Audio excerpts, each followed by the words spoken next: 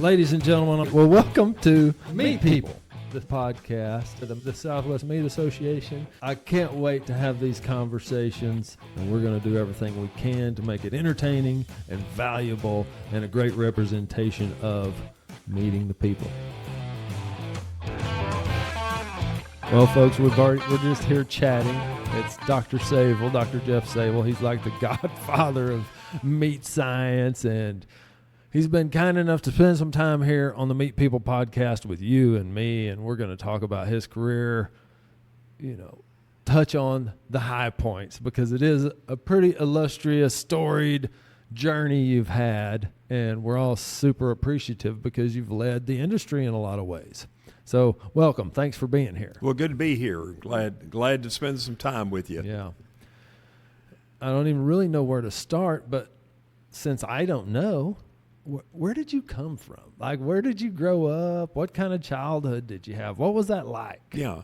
Well, I grew up in Ferris, Texas, which is south of Dallas. A lot of people, when I say Ferris, they think you're saying Paris, like in northeast Texas, but it's Ferris, Ferris, in Ellis County.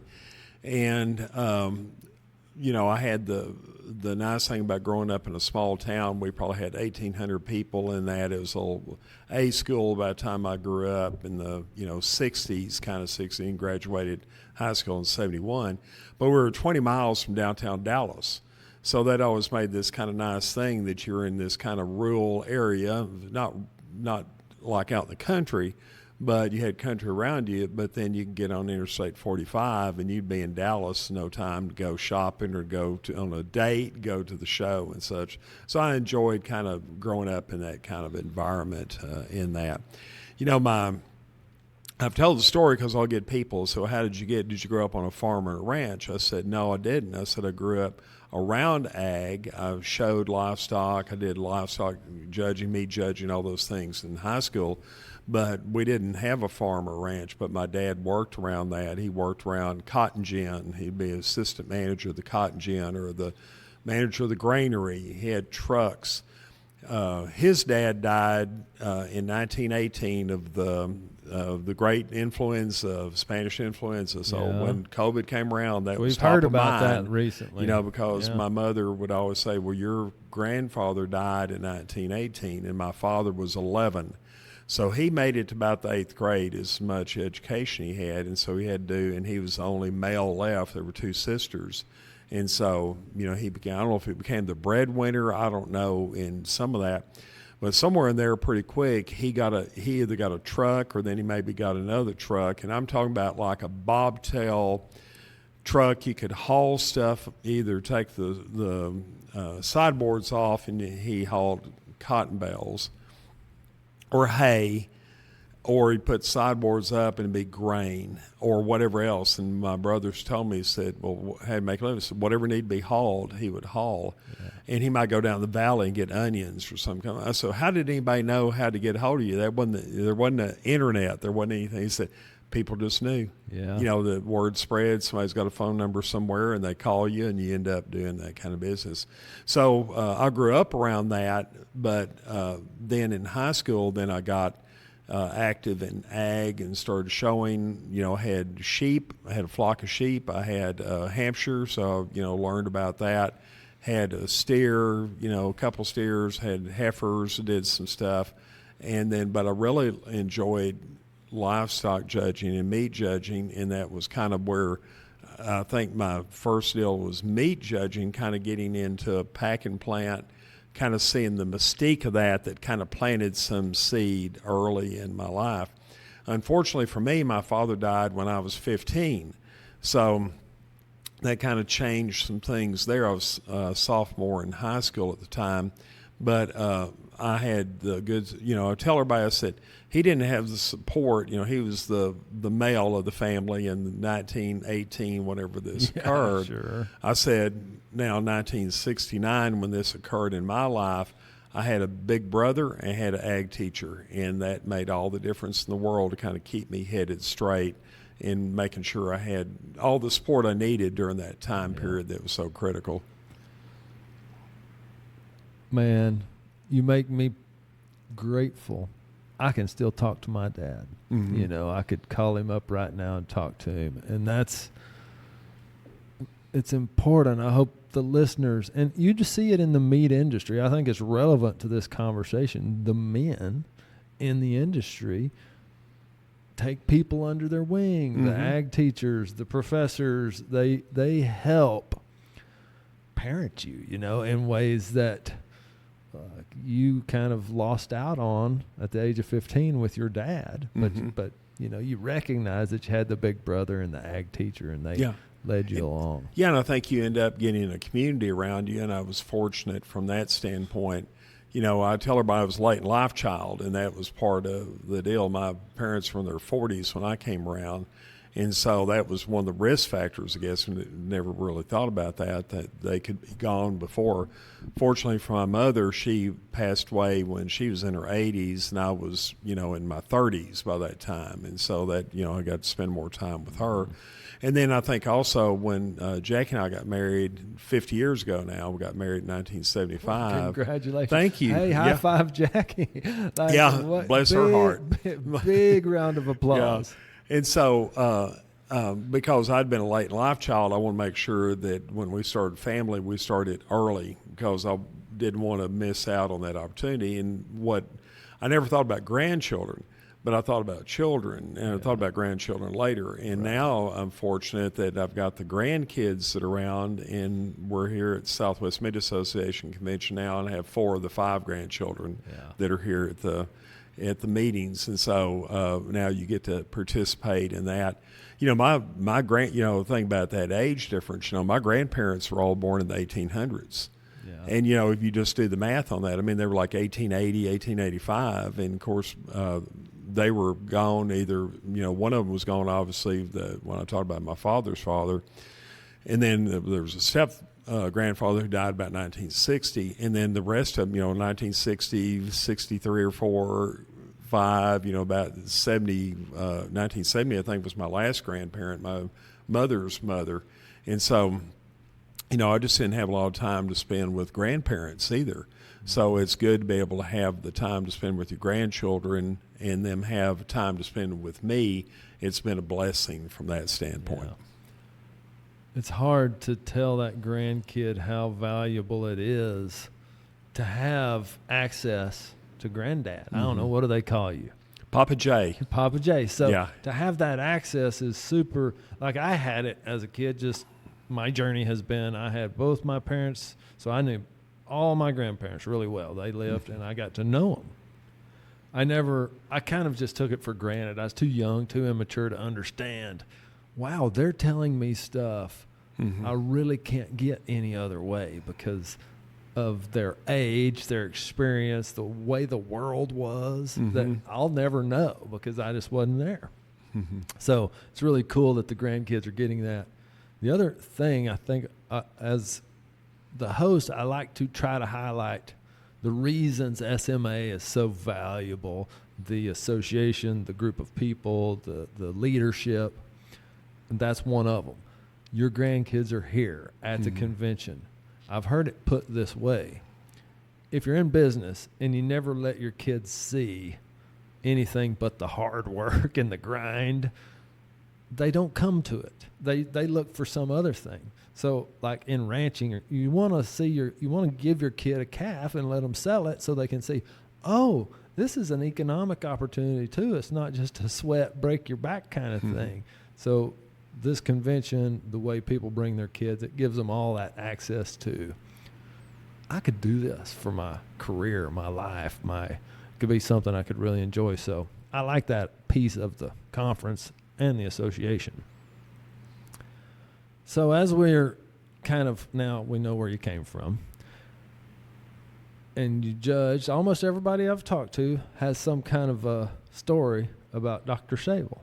Like they've came through A&M or meat judging or some other thing. The other crazy thing is, this just comes to me. A guy was walking by a minute ago. He saw these microphones and stuff, and he's like, hey, what are you doing in here, podcasting? I was like, well, it's the Southwest Meat Association. He's like, I'm a meat guy. So out of crazy curiosity, do you happen to know a guy named Ryan Crow at the University of Georgia?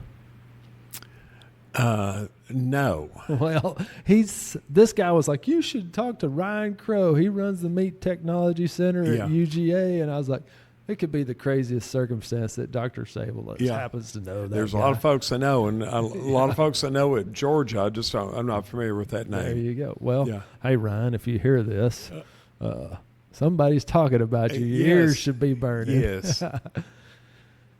Well, how'd you end up at A&M? Well, okay, I'll tell that story too. So, in high school, then I told you about doing judging, and I qualified. I judged meats really as a sophomore, and I'd started out that semester as a sophomore livestock judging. We went to area. I did so bad in the judge that I got replaced. And which they were a bunch of upperclassmen, and so Mr. Hammock kind of switched around and put me on the meats team by that time. He may have brought somebody from meats to put on the livestock, give them a better chance. So the livestock had already qualified to go to state, so I go to the state contest, which is at A&M, and we placed in the top 10, which at that point, once you placed the top 10, you were done. That was kind of like you were through with your eligibility. Yeah. So I only had one contest I did in meats. Rest stuff I've done in livestock, and then we finally did the same thing in livestock, qualified, and I went to dairy, was my last one as a senior. But in my junior year, where we had much more success, we went out to Stephenville, to Tarleton, which was Area 8 in FFA, for the state for the area qualifying contest, whatever, and I was high individual. And Tarleton at that time provided a scholarship to the high individual, in probably in everything else, but at least in livestock judging. And I got this certificate to use if I went to Tarleton. And you're ready for this? It paid for tuition for the fall and the spring of your freshman year. It was $50 in the fall and $50 in the spring. Now I mean, that really is shocking, because I would have at least said $500. Yeah. And back in the 70s, it was pretty common up through I don't know what time it was, what year it was, that tuition was kind of about $50 at a lot of the state schools, and then you had fees and such. But I mean, it wasn't that much. But when you didn't have any money, when you were it was my mother and I was basically whatever I was making going to, working in the summer. Mm-hmm. Now, I told this story the other day to students. I said they're real fortunate that they get to do internships. In internships, they can get paid, but they're learning some subject matter. They're out doing something. I said, boy, when we're in school, you had a job. It didn't matter what. You were trying to make money to go to college. Yes. It was, my last official job that I had was working for General Electric in the Dallas-Fort Worth area as a sophomore in college, cleaning air conditioners. Now, you talk about that in the summertime and taking window units out, taking them outside and steam cleaning them, all that stuff. Yeah. That was a hot job. That was a job not to be to say I'm going to work my way up in General Electric. That was a job. Yeah. To make money to go to college. So to have some summer money but also get your tuition paid for, that made a difference. But in the time that I spent at Tarleton, what this did for me, and I've told people at Tarleton, and I've talked to the president, Hurley, from Tarleton, all these guys, I said, what Tarleton did for me, it gave me confidence that I could go to college. And we all need confidence. Yeah. We're always feeling that we're not good enough. We always have that imposter syndrome a lot of times. And I think that's why a lot of times you have to listen to your mentors, because your mentors will say, no, I see something in you that you don't see in yourself. Mm-hmm. And so I decided, I think I can go to A&M. Maybe transfer to A&M after my freshman year at Tarleton, got accepted. Probably at that time just write a check and got in. Who knows on that? But it was. Right. But I'd made good grades. Not spectacular, but it was like, hey, I can do this college work, and I was fascinated by it. And got to A&M, and in the spring of 1973, I took Animal Science 307 that Dr. Gary Smith taught, which is the meats course. Loved it, fascinated, intrigued. Now, I also had the advantage, not the advantage, but I'm thinking back in high school, because we're close to Dallas. I remember Mr. Hammock taking us to Dallas to go to Neuhoff Packing. Neuhoff Packing is where American Airlines Arena is. That's long gone, but also took us to Columbia Packing Company to work out. And I remember walking through that plant and just being fascinated about, gosh, there was, carcasses hanging up here. There were hams. We didn't know about listeria back then. But I mean, just all this, just all the different things, and seeing early, my first impression of somebody would be like Bob Ondersek. Would have seen him as a high school kid just in the plant. Yeah. And so some of that's probably been planted in me that I didn't know was activated till I took Dr. Smith's class and loved it. And then I went out for the meats judging team that fall, got exposed to all that. And I think that's, you said there's a common theme for a lot of them.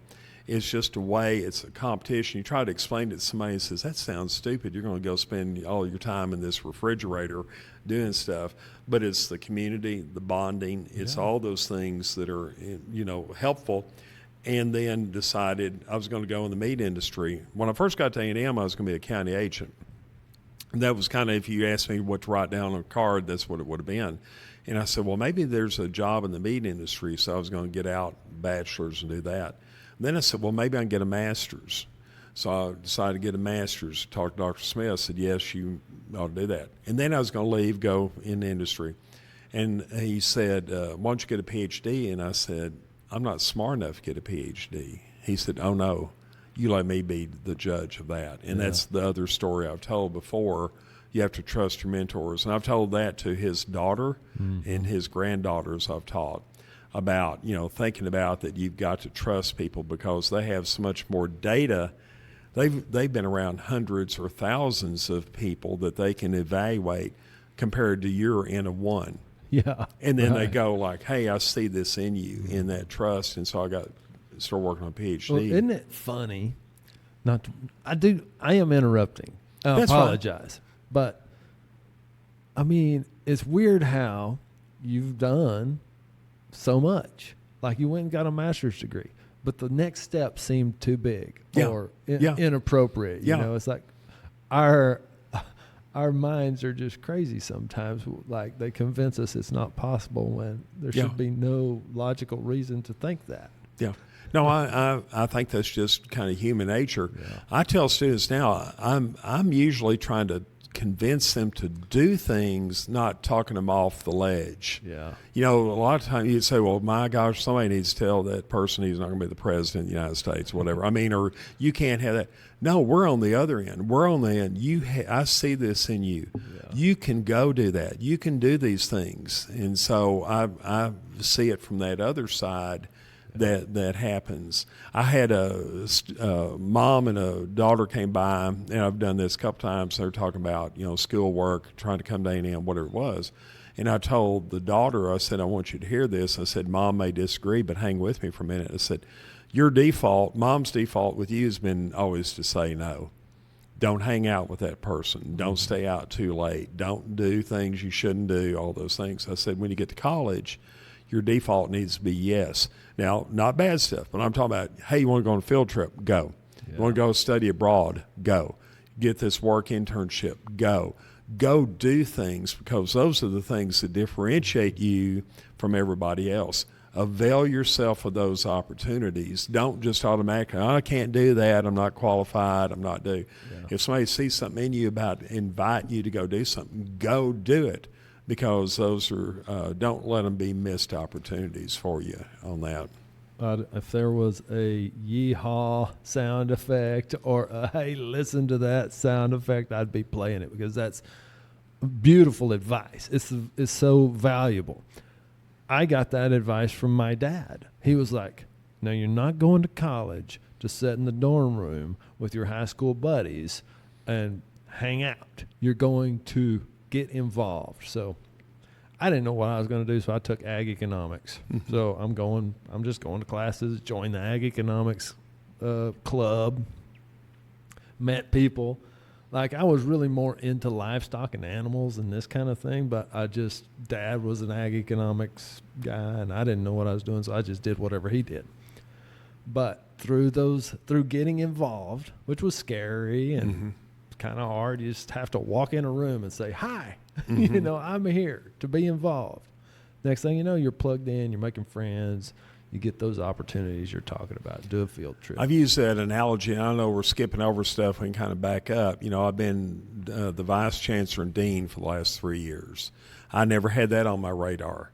Yeah. And it's the same thing. Are you qualified? No, I'm not. And I remember the chancellor telling me, oh, yes, you are, because I said, well, I've never been an administrator.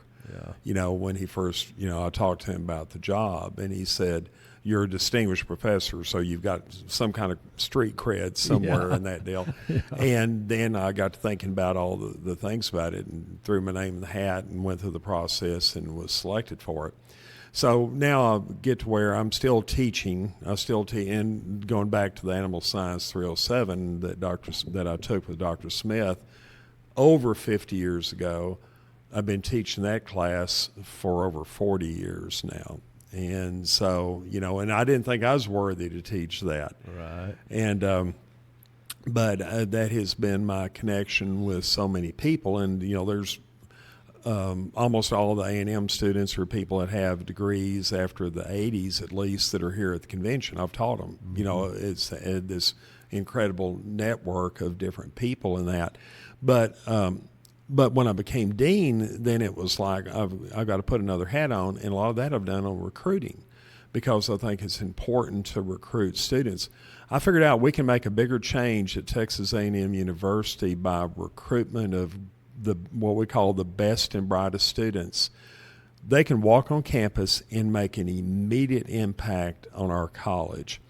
Hiring faculty is a longer-term process. It takes a little longer to get them going. It takes a longer, you can get a handful. We might have 30 new faculty in a year, and that's replacing people that have retired or moved on and things like that, just some in the whole college. Well, we end up having, 9,000 students this past fall, of which we had about 1,400 freshmen, they call them first time in college, coming in. Well, if you can get another 10 or 20 or 30 or 40 of the best and brightest in there, what does that do to your program? It raises everybody up. It makes the professors work harder because all of a sudden they're challenged, not challenged on a authority process, but now you've got this student that is asking good questions. They're asking you, different things. And so I've worked a lot harder on that. And I've tell everybody this. I said, it isn't that I want more of the best and brightest. I just want them all. Yeah. I want every one of them. And I'm trying to be greedy, but I think that's what every university wants. They want the very best students. That's just being competitive. They can get. So now back on this discussion of these extracurricular activities, I used this analogy the other day talking to some students, and it was this. Think about it being like a cake, and I'm talking about a decorated cake. The courses are like what I call what you bake. I will say you make the batter and you put it in the pan and you bake it and you come out. You want it to taste good, but that's the foundation. You decorate it with extracurricular activities, so your decorations become the judging teams. It's the study abroads. It's the internships, all the work experiences, conducting research in somebody's lab, student worker positions. And when you get through, you want that cake to look pretty, but you also want it to taste good. Yeah. So that tastes good. We've all had cakes that look pretty and you take a bite and it doesn't taste good. Well, the grades are important, but it's this other. Nobody, whenever they talk to you about when you went to college, they say, well, what courses did you take? They always ask, what were you involved in? Yeah. And I think that's what you say, hey, I went to college. What did you do? Well, I was on the judging team. I was on this. I did this, that, and the other. Yeah. The coursework, you assume you have to have so many hours to be able to graduate, and you had to have at least a 2.0 to get out. Yeah. And for the most part, it's what you do this other that shows leadership. It shows all these other things that you have these capabilities of doing. That's amazing.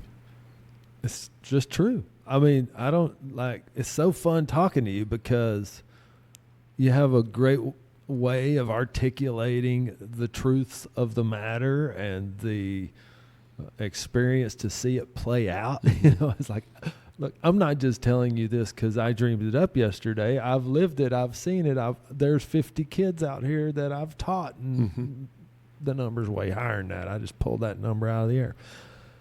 Which is, it does occur to me, your influence is really hard to even fathom, because it is kind of a compliment, but it's mostly just a observation. It's like, wow, you've taught that many kids who have then taught other people who have raised families, who have some piece of your coaching in their life or their mindset. What's also real rewarding today is the number of second-generation students you're teaching. So, I think the first time, I don't know what year that was, I have to go back and look. I remember having a student come up to me and, first day or second day of class, whatever, and said, you remember me? I said, no, I don't know. And then she described an event that happened when she was a child at a Aggie baseball game, and I go, wait a second, are you the daughter of so-and-so? Yes. Well, she had made it. I first met her when she was little kid, 4 or 5. I don't know what it was, and she'd just been told the story by her dad probably. And so that was probably the first recognized time that I had where I taught the dad in this case and the daughter, and there's been other siblings that have come through. I don't know if I'm going to make it by the time her children, she's got children now, I don't think I'll make it to get that third generation. But I've had that on grad students too. I've had several people where I've taught, now teaching the grad student, where I've taught the parents in that. So that's rewarding to me to know this generational. But I think what's one of the things that I've started doing, but it really came out when I interviewed for the job as dean, I kept thinking they had this long list of stuff, qualifications, which nobody could do. There's no way. There's nobody that could do whatever they had on there. Yeah. You just fake it. Oh, yeah, I can do that. Yeah. But when I read that and I put that in my presentation, I said, I think I read this, it looks like you need to have superhuman skills. But really what it's pulling out, they just need somebody that's in the people business. And so I had been using that for years of telling, when I work with grad students, the subject matter stuff takes care of itself. You go sit in the classroom, you learn about stuff. But if we can instill people skills in you, leadership, speaking, getting along with folks, that's going to take you a lot further. And we've also told students this before. You might get hired for technical competence. You'll get fired for lack of people skills. And so I'd rather have a student that might not be necessarily that top A, that is charming, that's got the ability to visit with people, they're going to do great in life. Yeah. You could have that 4.0 person that can't get along with anybody, is just terrible. They're never going to go far. And so, and I think that's been a mantra we've had. We've had, not only the best and brightest is something we want to go find, but also that we're in the people business. So I think if you go ask the students, here's what I think they'll tell you. They will never tell you that I taught them a lot about meat science. They will tell you that they picked up on me the willingness to want to interact with people, to be able to, help them, to be not like condescending, that I'm smart, I have a PhD, so I'm so much smarter than the rest of you, when that's not the case anyway.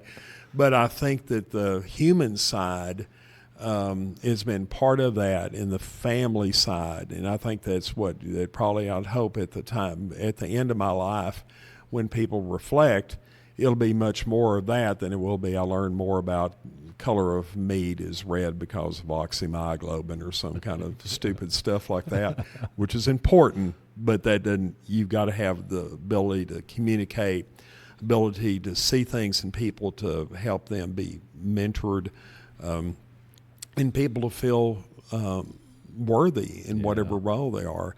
I think the other thing I've told people that I think has helped me, at this point in my life, yes, I've taught a whole bunch of students, but I've also done a lot of training over time, and, with all the food safety, with HACCP, all that kind of stuff.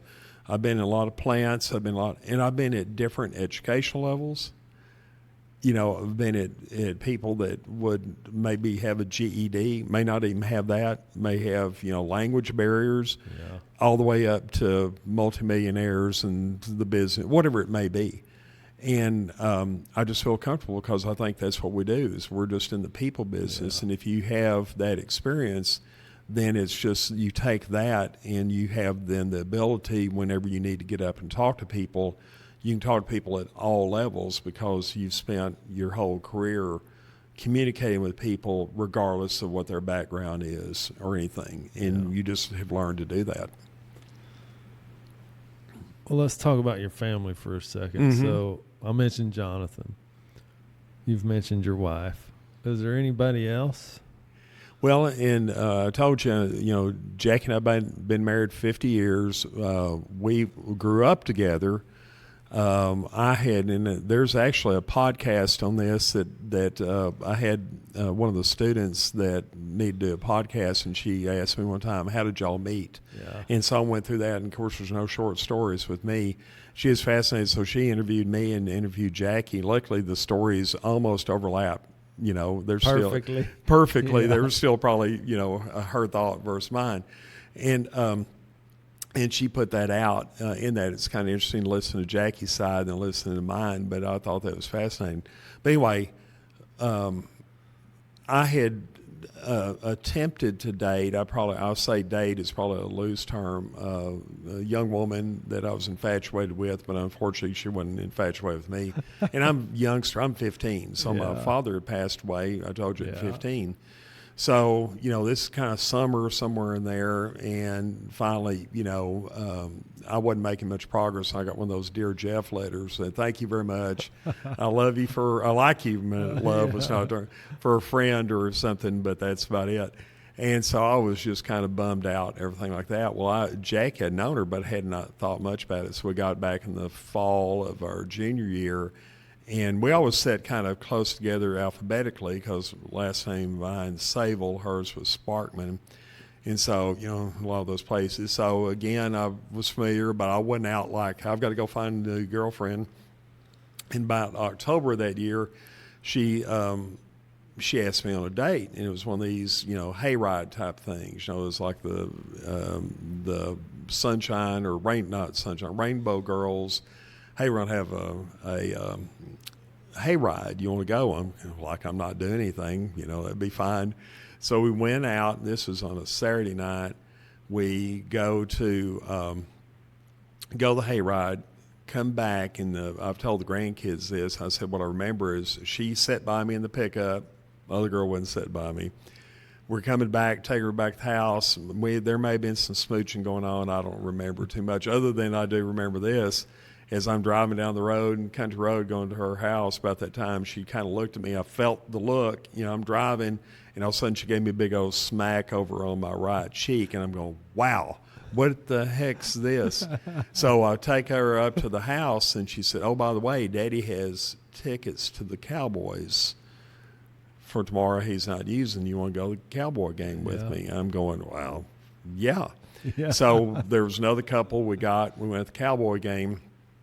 Then about Wednesday of the next week, and of course how romantic I am, I'm going, hey, what are we going to do this weekend? And that's where all that started. Yeah. And that's October of '69.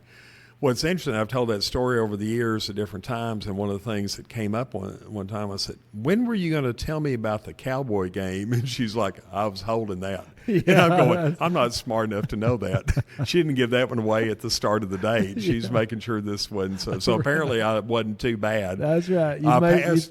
I passed some tests. So anyway, she went to East Texas, which now East Texas A&M. She wanted to go.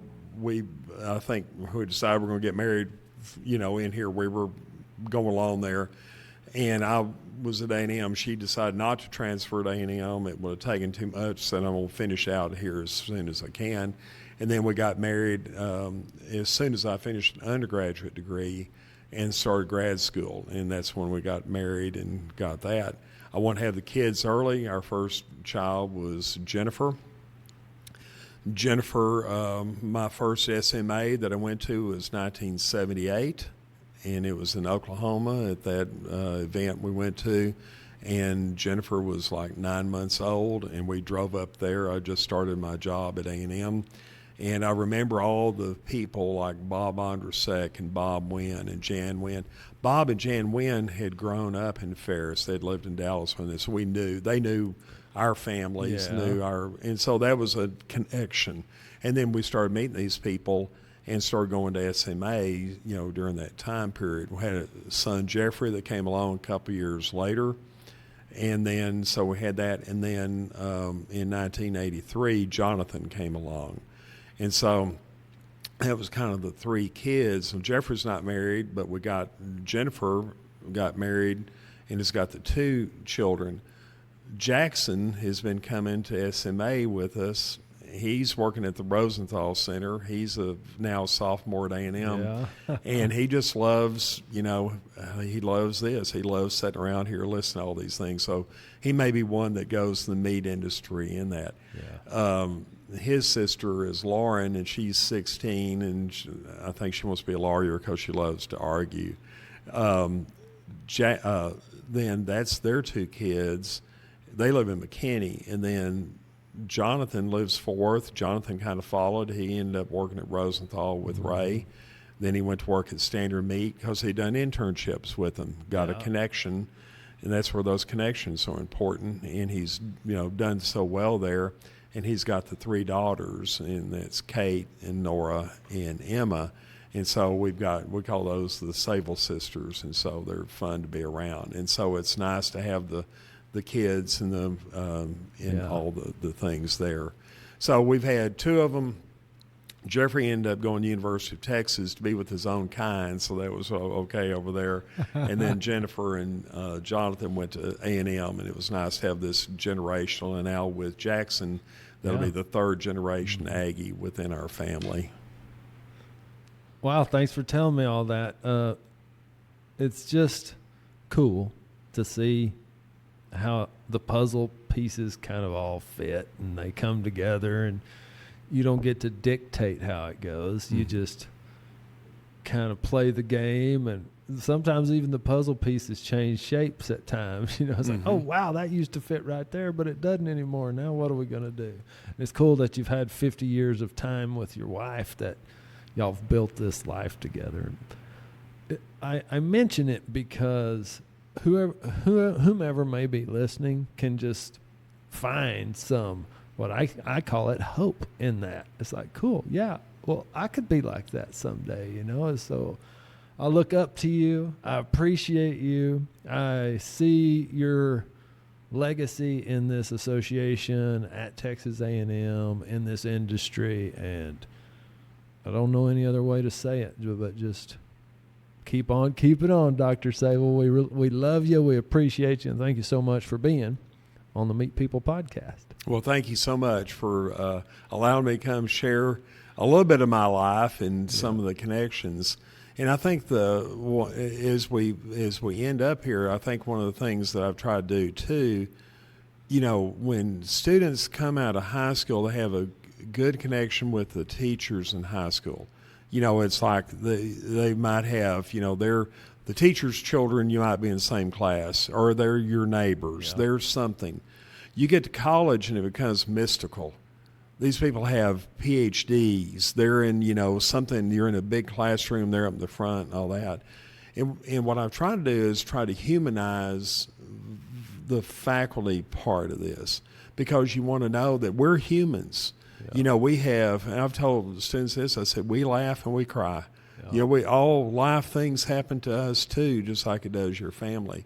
And once you decide that professors are human like you are, all of a sudden you'll start making a bond with them, and you start making those connections that are so important as you go. So I think sometimes, sharing your story, sharing how you got to where you were, your ups and your downs, the happiness and the sadness that comes in life, all of a sudden they'll bond with you because they know, hey, you're no different than what we are. And I appreciate having done that, and sometimes telling these stories help to do that. Sure, absolutely. Real quick, though, you reminded me, I had a note. So what was your favorite class? So let's say, if you mentioned Dr. Smith, that could have been it. Yeah. And do you have a favorite one that you teach? I'm guessing you teach multiple. Yeah. Well, now I'll do, it's probably the same answer. It was the MEATS class, Animal Science 307, which this next year in 2026 will have been taught, best we can tell, 100 years at Texas A&M. Yeah. It was the first time we can find it taught was 1926. Yeah. And it was called Farm Meats because you taught young boys how to go back to the farm and put up their own meat. Yeah. How to butcher, how to process those things, and obviously it changed over time. So that's the class that I started teaching in 1982, and so this fall will be 43 years. And now I'm at about 13,000 students in that class since that time. And, somebody will come visit. I had somebody come visit the other day that works for Animal Health Commission and, high level, and they're going, I had you in 1988. And I pull up my data. I said, yes, you did. I had you in the fall of 1998, or 1988. I'll get the right year. And so that. The other thing that's been remarkable, and Ray Riley and I started teaching, it was in 2009, a course on barbecue. And the reason why that came about, we had a call from the university that they were trying to find small section classes, they call them first year seminars, for students to get them out of the big classrooms. We've got to get them out of the big classroom, student success. It's one thing to get them on campus. We've got to keep them on campus. Yeah. We tell them we've got to get you here, get you out in 4 years, but we want you to make sure you make it, and there's a lot of stress in that. So there was a class in 2008 that had been taught. They're giving examples on baseball. I said, if you can teach a class at A&M on baseball, you'll be able to teach something like this on, what about barbecue? And I had a book that was called Legends of Texas Barbecue by author, food writer by the name of Rob Walsh. Got with Ray, put in, got it approved to teach. So to skip where we are, we're starting in 2009. Well, we're at 2025. Out of that class has come these other courses that have come about, barbecue summer camp and Camp Brisket, those type of things that have, and we call it the barbecue world about the time it's exploding. Mm-hmm. And what I love about this class is there's a couple things we tell them. Said, you come to learn about barbecue, but you build a community while you're here. Yeah. And so we've had these students that we've been able to mentor and do things and have these long relationships with them, because some of them come back and help us as sophomores and as juniors and as seniors. So when I think about impact, I've enjoyed teaching the meat science all these years. This other has been gravy on top, or maybe icing, if I use that analogy, that it came about in the fourth quarter of my career to be able to have. Cool. Thanks for letting us know. Everybody, come back. We're going to have some more conversations with meat people. You don't want to miss it.